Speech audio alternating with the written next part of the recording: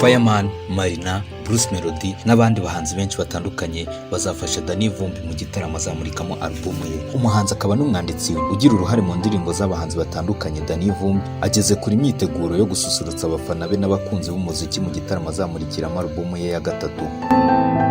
Umuhanzi Semivumbi Daniel uzwi nka Danny Vumbi ubarizwa muri label ya Kikas Music amaze imyaka irenga 10 mu muziki, atanga ibyishimo mu ndirimbo ze zuje amagambo aryohera abatari bake.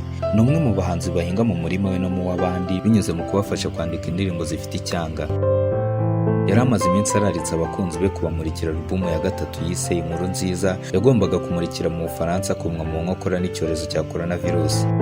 Amakuru dufite muri aka kanya avuga ko umuhanzi Danny Vumbi yifashishije Bruce Melody, Uncle Austin, Marina, umuraperi Fireman ndetse na Mico The Best mu gitaramo azakorera muri Intare Conference Arena amurika album ye.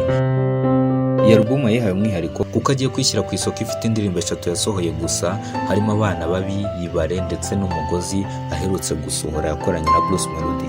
Igitaramo cya Danny Vumbi cyo kumurika album ya gatatu igizwe n'indirimbo 13 kizaba kwa 17 Nyakanga 2020 gitambuka kuri chaîne ya YouTube mu rwego rwo kubahiriza amabwiriza yashyizweho agamije guhangana na coronavirus. Abahanzi bose bazaririmba muri iki gitaramo bazafashwa na Neptune Band ndetse amakuru avuga ko bose barangije imyiteguro. Album ya mbere ya Danny Vumbi yitwa Umudendezo yasohoye mu mwaka wa 2012 iriho indirimbo yakoranye na Uncle Austin, The Ben, Kamishi ndetse n'izindi.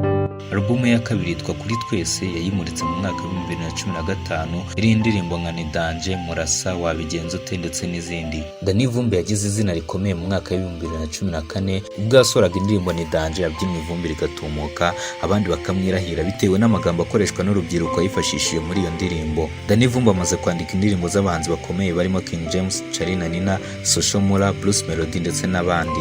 Danny Vumbi kandi akaba ari umwe mu bahanzi bari bagize itsinda rya The Brothers ryegukanye igihembo cya Peer of African Music Award mu mwaka wa 2016 ndetse na East African Music Award mu mwaka wa 2011 ndetse n'ibindi bihembo bigiye bitandukanye.